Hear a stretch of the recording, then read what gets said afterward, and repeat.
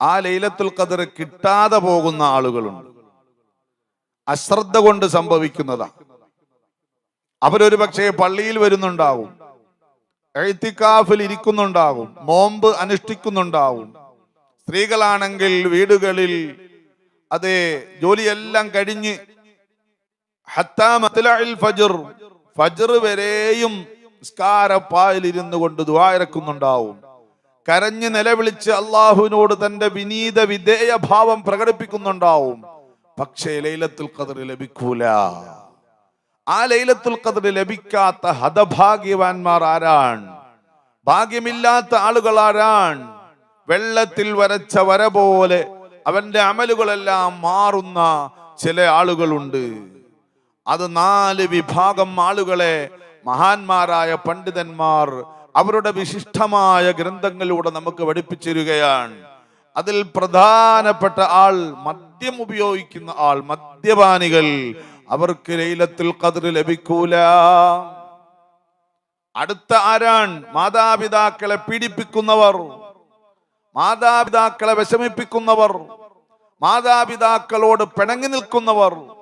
പരിശുദ്ധമായ റമളാനായിട്ട് പോലും തന്റെ ഉമ്മയുടെയോ വാപ്പയുടെ അടുത്തുപോയി ഒരു നോമ്പുതുറ നടത്തി തിരിച്ചു വരാനോ, അല്ലെങ്കിൽ ആ ഉമ്മാക്ക് എന്തെങ്കിലും ഒരു സംഭാവന സ്വതക്ക കൊടുക്കാനോ, ആ ഉമ്മയുടെ കയ്യിൽ നിന്നൊരു പിടി ഭക്ഷണം വാങ്ങി കഴിക്കുവാനോ, ചുക്കിളിച്ചുളിഞ്ഞ ആ ഉമ്മയുടെ മുഖത്ത് നോക്കി ആ ഉമ്മയുടെ ആ മുഖത്തേക്കൊരു ചുടുചുംബനം കൊടുക്കാനോ, ആ കൈകാലുകളൊന്ന് തടകി കൊടുക്കാനോ എന്ത് രസമാണ്, എന്തൊരാനന്ദമാണ്.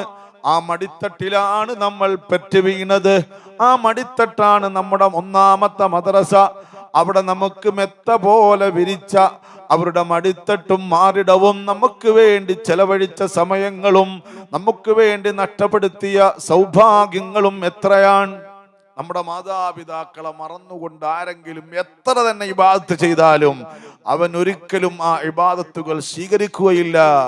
അതുകൊണ്ട് ആരെങ്കിലും എന്തെങ്കിലും തരത്തിലുള്ള പിണക്കം, സ്വത്ത് ഓഹരിച്ച വിഷയത്തിലോ അല്ലെങ്കിൽ മറ്റേതെങ്കിലും വിഷയങ്ങളിലോ നമുക്ക് അവരോട് ചെറിയ അനിഷ്ടമോ മറ്റോ ഉണ്ടെങ്കിൽ അള്ളാഹുവിനെ ഓർത്തുകൊണ്ട്, പരിശുദ്ധമായ റമളാനിനെ ഓർത്തുകൊണ്ട് എൻ്റെ പ്രിയപ്പെട്ട സഹോദരങ്ങളെ, അവരോടുള്ള ബന്ധം പുനഃസ്ഥാപിച്ച് അവരുടെ പൊരുത്തം കരസ്ഥമാക്കാൻ ശ്രമിച്ചോ. മാതാപിതാക്കളോട് പിണങ്ങിയവന് ലൈലത്തുൽ ഖദറില്ല. അവൻ എത്ര തസ്ബീഹ് നിസ്കരിച്ചാലും, എത്ര സദഖ ചെയ്താലും, എത്ര ഇബാദത്ത് ചെയ്താലും അവന് ലൈലത്തുൽ ഖദർ ലഭിക്കൂല. കുടുംബ ബന്ധം മുറിക്കുന്നവന്, മുറിച്ചിരിക്കുന്നവന് ലൈലത്തുൽ ഖദർ ലഭിക്കൂല. തൊട്ടടുത്ത അയൽക്കാരുമായി പിണങ്ങിക്കഴിഞ്ഞിട്ട് വീട്ടിന്റെ ഉള്ളിൽ നിസ്കാരപ്പായിൽ എത്ര ഇബാദത്ത് ചെയ്താലും അവന് ലൈലത്തുൽ ഖദർ ലഭിക്കൂല. കുടുംബ ബന്ധം ചേർക്കുക, മാതാപിതാക്കളെ സ്നേഹിക്കുക. സുബ്ഹാനല്ലാഹ്, അല്ലാഹുവിന്റെ റസൂൽ പറയുകയാ, റിളർ റബ്ബി ഫീ റിളൽ വാലിദി വസുഖ്തുർ റബ്ബി ഫീ സുഖ്തിൽ വാലിദി. മാതാപിതാക്കളുടെ പൊരുത്തത്തിന്റെ മേലിലാണ് അള്ളാഹുവിന്റെ പൊരുത്തമുള്ളത്. നമ്മൾ ഇബാദത്ത് ചെയ്യുന്നത് എന്തിനാ? സ്വർഗം ലഭിക്കാനാ?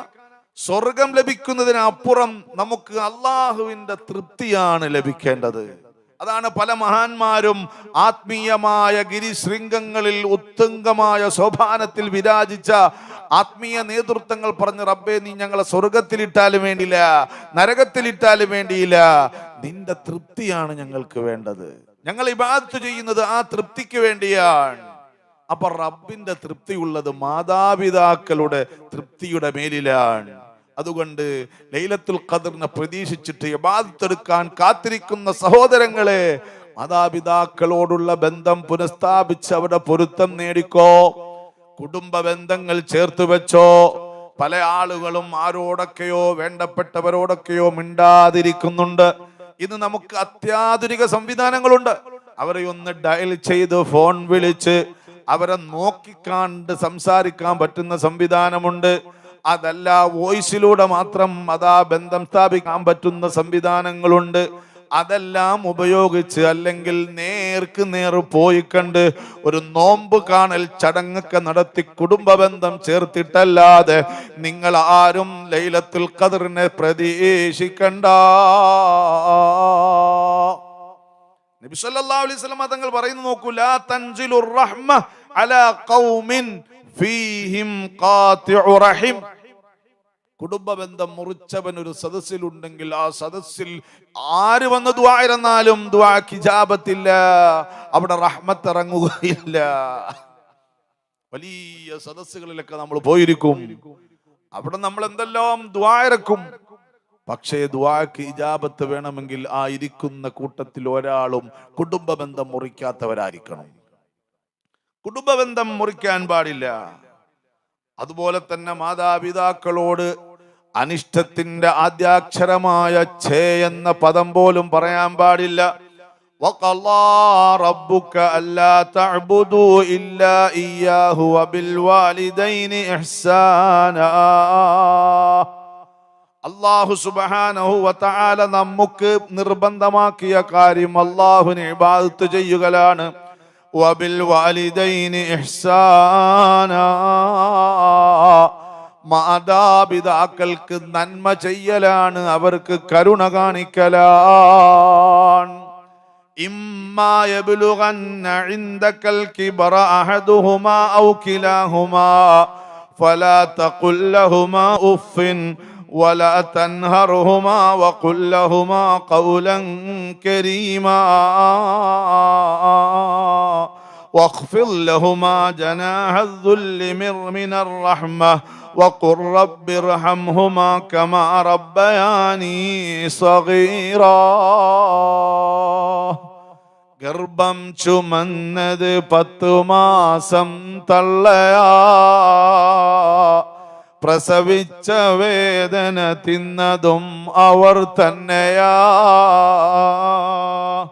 പാലും കൊടുത്ത് വളർത്തലും അവളാണ്,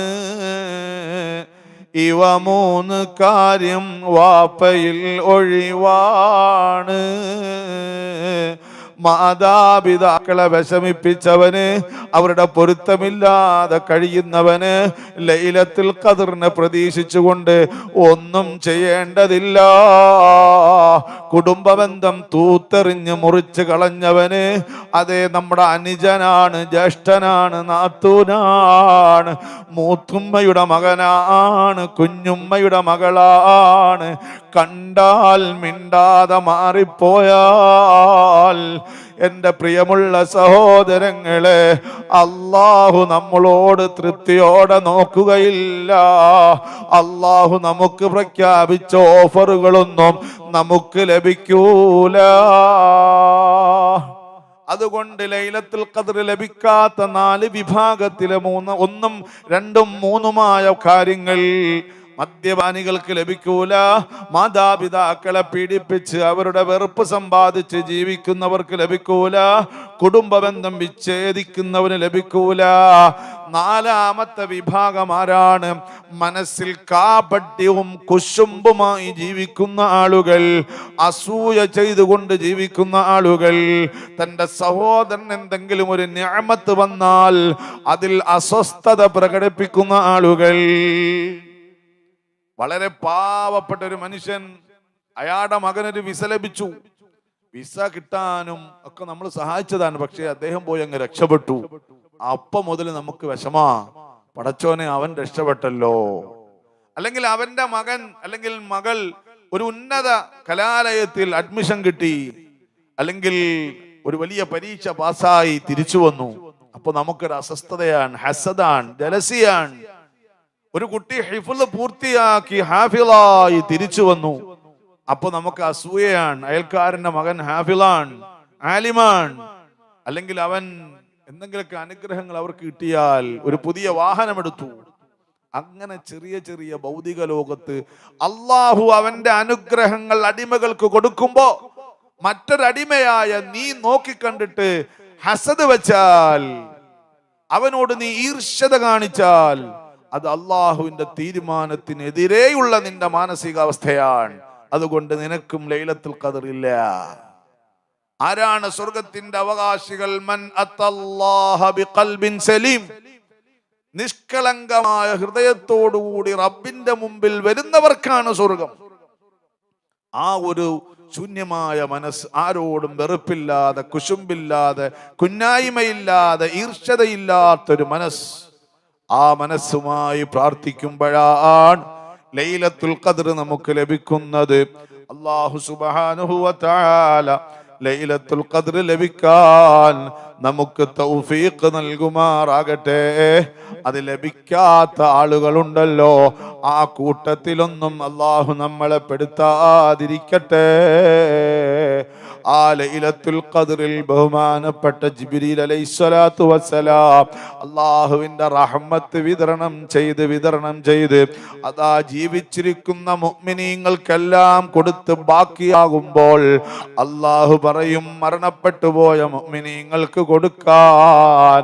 അതും കൊടുത്തു കഴിഞ്ഞ് ബാക്കിയാകുമ്പോൾ ഇനിയുള്ള റഹ്മത്ത് ഞാൻ എന്തു ചെയ്യുമെന്ന് ചോദിക്കുമ്പോഴാണ് അവിശ്വാസികളായ ആളുകൾക്ക് കൊടുക്കാൻ പറയുന്നത്. അങ്ങനെ ജിബ്രീൽ അലൈഹിസ്സലാത്തു വസ്സലാമിന്റെ പക്കൽ നിന്ന് ലൈലത്തുൽ ഖദ്റിന്റെ റഹ്മത്ത് വാങ്ങി ലഭിച്ച അവിശ്വാസികളാണ് പിൽക്കാലത്ത് മുസ്ലിമീങ്ങളായി അതേ ഷഹാദത്തിന്റെ തീരത്തൂടെ സഞ്ചരിക്കുന്നത്. അള്ളാഹു നമ്മുടെ ആ ഹിദായത്ത് നിലനിർത്തി തരുമാറാകട്ടെ. നമ്മുടെ ഉപ്പമാർ, ഉമ്മമാർ, അവർ നമുക്ക് വേണ്ടി സഹിച്ച ത്യാഗങ്ങൾ, അത് നമുക്കൊരിക്കലും അതിന് പകരം കൊടുക്കാൻ പറ്റൂല. നമ്മളിപ്പോ ചെറുപ്പത്തിൽ നമ്മുടെ ഉമ്മയും ഉപ്പയും നമ്മളെ നോക്കി, അവരിങ്ങനെ പരിപാലിച്ചു. അവർക്ക് ഈ കുഞ്ഞ് ഉടനെ തീരും അല്ലെങ്കിൽ മരിക്കും, കുറച്ച് നാളുകൂടെ നോക്കിയാൽ മതി എന്ന അർത്ഥത്തിലല്ല നോക്കിയത്. എന്നാൽ വയസ്സാകുമ്പോ നമ്മളും നോക്കും, കാരുണ്യത്തോടെ നോക്കും. നമ്മുടെ ചിന്തയിൽ എന്താ? 1-2 കൊല്ലം അല്ലെങ്കിൽ 5-6 കൊല്ലം, അത് കഴിഞ്ഞാൽ പിന്നെ ഉമ്മ അങ്ങ് മരിച്ചോവും, അല്ലെ വാപ്പ അങ്ങ് മരിച്ചോവും, പ്രായം കൂടി വരികയാണ്, അല്ലെ? അപ്പൊ നമ്മൾ നോക്കുന്ന നോട്ടവും അവര് നമ്മളെ നോക്കിയ നോട്ടവും വ്യത്യാസമാണ്. അവര് നമ്മളെ ഒരിക്കലും ഈ കുഞ്ഞ് വലുതായി നശിച്ചു പോകും എന്ന് അല്ലെങ്കിൽ മരിച്ചു പോകും അതുവരെ നോക്കിയാൽ മതി എന്നൊരർത്ഥത്തിലല്ല. പ്രായം ചെന്ന ഉപ്പയെയും ഉമ്മയെയും നമ്മൾ നോക്കുമ്പോൾ ഒരു പക്ഷേ ഏതെങ്കിലും ഒരു നിമിഷത്തിൽ നമ്മുടെ മനസ്സിൽ നമ്മൾ അങ്ങനെ ചിന്തിച്ചു. അപ്പൊ നമ്മൾ നോക്കുന്നത് ഈ അടുത്തെങ്ങാണ് അവർ മരിച്ചുപോയാൽ അതുവരെ നോക്കിയാൽ മതിയല്ലോ എന്ന ചിന്തയിലാണ്. അപ്പൊ നോക്കുന്നതിൽ തന്നെ വ്യത്യാസമാണ്. മാതാപിതാക്കൾ മക്കളെ നോക്കിയത് അവർ എന്നെന്തും സന്തോഷത്തോടെ ഇരിക്കാൻ വേണ്ടിയാണ്.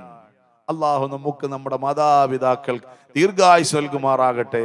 മരണപ്പെട്ടു പോയവരുണ്ട്, അള്ളാഹു അവർക്ക് മഗ്ഫിറത്ത് നൽകുമാറാകട്ടെ. അള്ളാഹു സലാമത്ത് നൽകുമാറാകട്ടെ.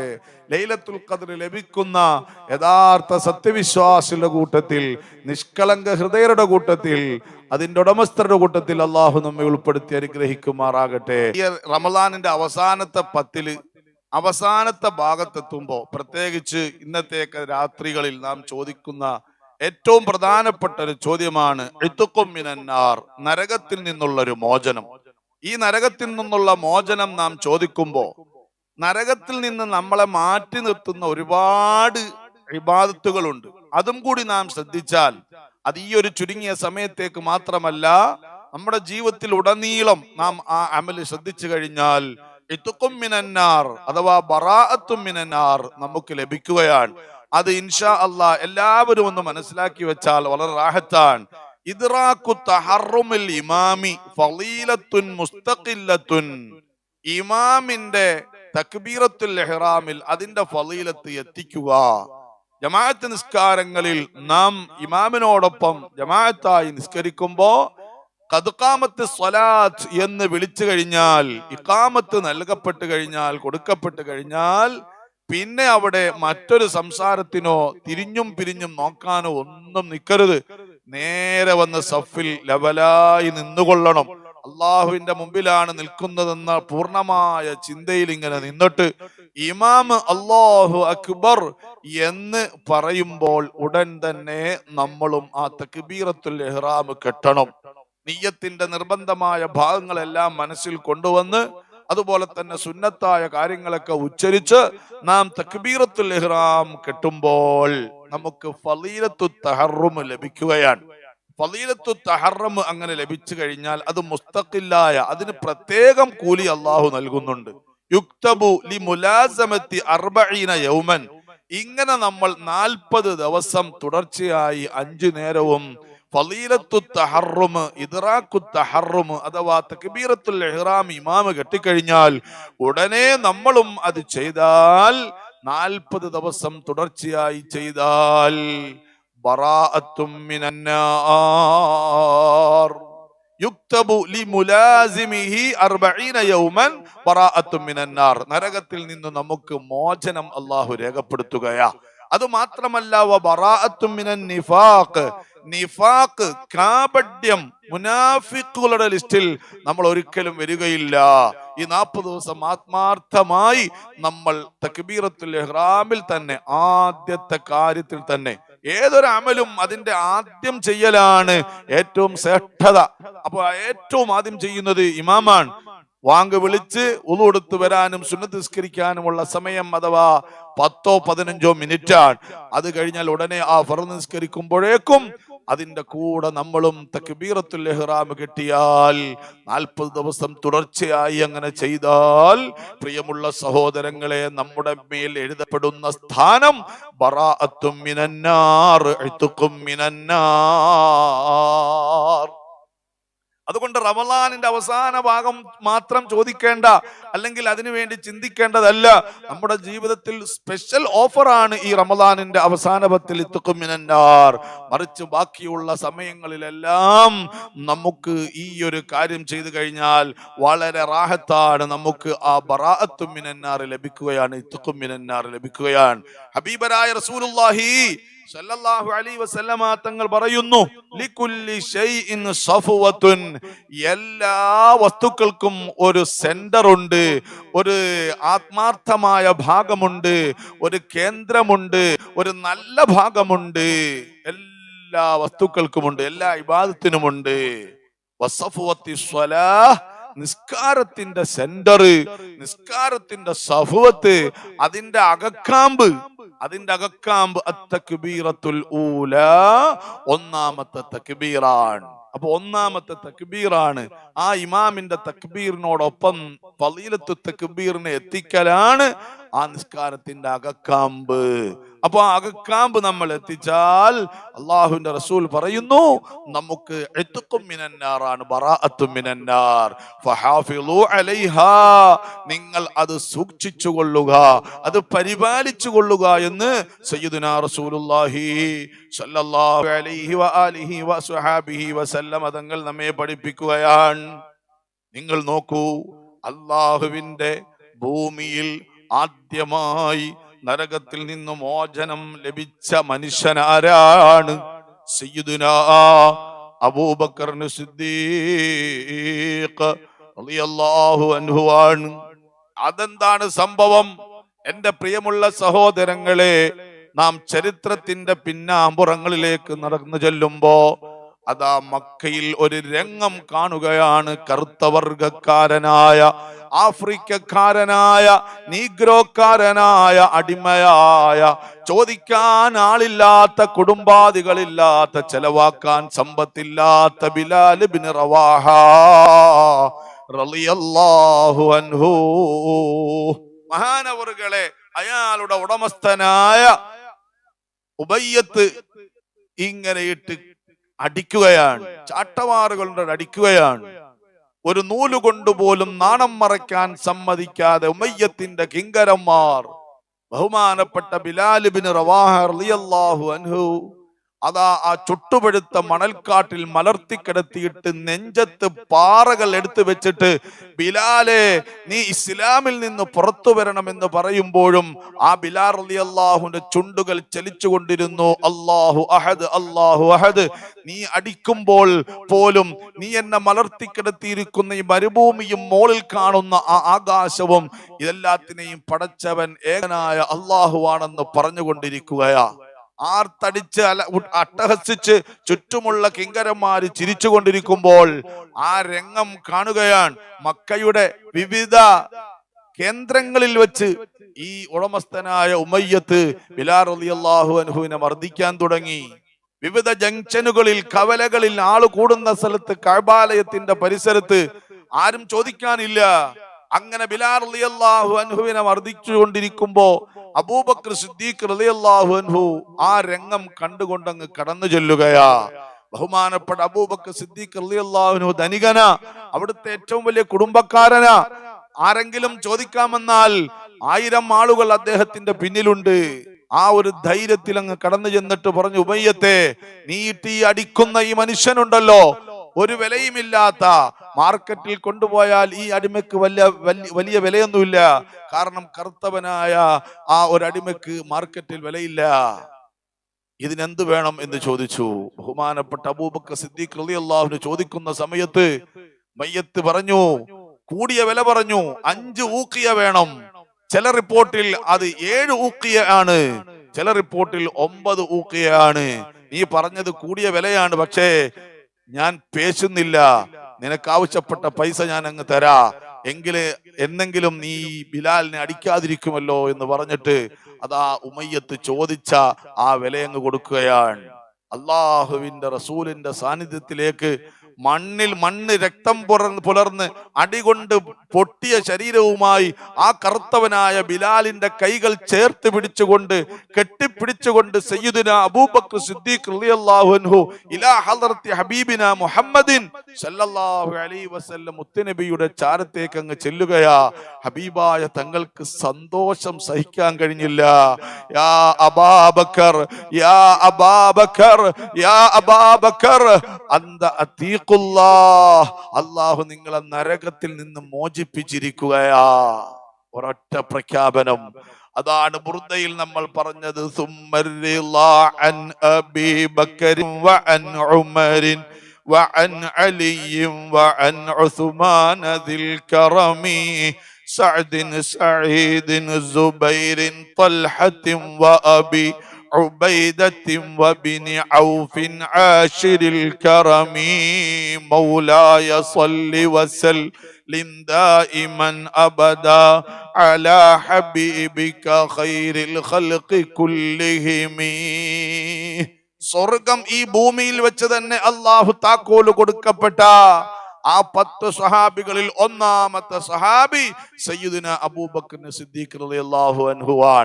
ആ പ്രഖ്യാപനം നടന്നത് അന്ത അതീഖുല്ലാഹ്, നിങ്ങൾ നരകത്തിൽ നിന്ന് മോചനം ലഭിച്ചവരാണ് എന്ന പ്രഖ്യാപനം നടന്നത് അടിമയായ നീഗ്രോയായ ബിലാൽ ഇബ്നു റവാഹയെ മോചിപ്പിച്ചുകൊണ്ട് അങ്ങ് ചെന്നപ്പോഴാ. ചരിത്രത്തിൽ ഒരുപാട് സംഭവങ്ങൾ ആ ചരിത്രത്തിന്റെ വിധികളോട് പകരം വീട്ടിയിട്ടുണ്ട്. അതിൽപ്പെട്ട ഒരു പകരം വീട്ടൽ നിങ്ങൾക്കറിയണോ? ബദറിന്റെ രണാങ്കണത്തിൽ സയ്യിദുനാ ബിലാൽ ഇബ്നു റവാഹ റളിയല്ലാഹു അൻഹു ഊരിപ്പിടിച്ച വാളുമായി ധർമ്മസമരത്തിന് ഇറങ്ങിയപ്പോ അവിടുത്തെ ഇരയായി വന്നത് മക്കയിലെ പ്രാന്ത പ്രദേശങ്ങളിലും ജംഗ്ഷനുകളിലും കവലകളിലും തന്നെ കൊണ്ടുപോയി ചാട്ടവാറിട്ടടിച്ച് ബത്തഹാഇന്റെ താഴ്വരയിൽ ഒരു നൂല് കൊണ്ടുപോലും നാണം മറയ്ക്കാൻ സമ്മതിക്കാതെ ഉമയ്യത്തിന്റെ കിങ്കരന്മാര് കറുത്ത പാറക്കല്ലുകൾ നെഞ്ചിൽ കയറ്റി വെച്ചുകൊണ്ട് ബിലാലെ നീ ഈ സത്യമതത്തിൽ നിന്ന് മാറണമെന്ന് പറഞ്ഞപ്പോ, ഒരുപാട് ഓഫറുകൾ നൽകിയപ്പോ, മക്കയിലെ രാജകുമാരനായി വാഴിക്കാം സുന്ദരിയായ പെണ്ണിന് നിനക്ക് കെട്ടിച്ചേരാമെന്ന് പറഞ്ഞ് പ്രലോഭനങ്ങൾ അതാ വലിയ മഴയായി പെയ്ച്ചു കൊടുത്തപ്പോ, അപ്പോഴൊക്കെയും അതെല്ലാം തൃണവൽക്കരിച്ചുകൊണ്ട് അല്ലാഹു അഹദ് അല്ലാഹു അഹദ് എന്ന് പറഞ്ഞ ബിലാൽ ഇബ്നു റവാഹ ബദറിന്റെ രണാങ്കണത്തിൽ അവിടുത്തെ വാളിന് ഇരയായത് ഈ മുതലാളിയാണ്. പലപ്പോഴും തന്നെ ആക്രമിച്ച,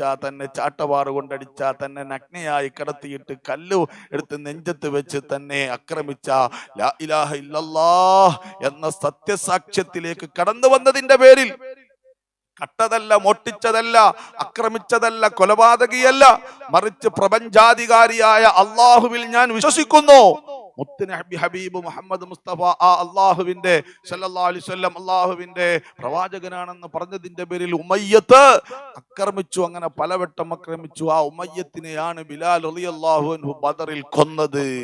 ചരിത്രം തിരിച്ച് പകരം വീട്ടുകയാണ്. അല്ലാഹ്, എത്രമാത്രം സംഭവങ്ങളാണ്. അപ്പൊ അബൂബക്കർ സിദ്ദീഖ് റളിയല്ലാഹു അൻഹു ലഭിച്ചത് ഈ ഒരു കർമ്മം ചെയ്തത് കൊണ്ടാണ്.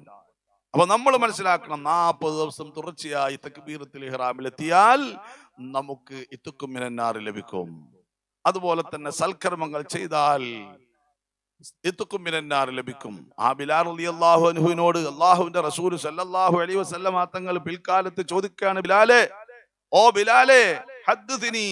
ഒരു സുബഹിയുടെ സമയത്ത് ഹബീബരായ റസൂലുള്ളാഹി സ്വല്ലല്ലാഹു അലൈഹി വസല്ലം തങ്ങൾ അതാ അല്ലാഹുവിന്റെ റസൂൽ ഖാല ലി ബിലാലിൻ ഇൻദ സ്വലാത്തിൽ ഫജ്ർ, സ്വലാത്തുൽ ഫജ്റിന്റെ സമയത്ത്, യാ ബിലാൽ ഹദ്ദിനി ബി അർജാ അമലിൻ അമിൽതഹു ഫിൽ ഇസ്ലാം, ഇസ്ലാമിലേക്ക് വന്നതിന് ശേഷം നിങ്ങൾ ചെയ്ത ഏറ്റവും ഗുണമുള്ള ഒരു ഇബാദത്ത് ഏതാണ്? കാരണം എന്തേ? ഫഇന്നി സമിഅതു ദുഫന ഇലൈക ബൈന യദൈ ഫിൽ ജന്നാ, സ്വർഗത്തിൽ ഞാൻ എന്റെ മുന്നേ നിങ്ങളുടെ ചെരുപ്പടിയുടെ ശബ്ദം കേട്ടിട്ടുണ്ട് ബിലാലേ.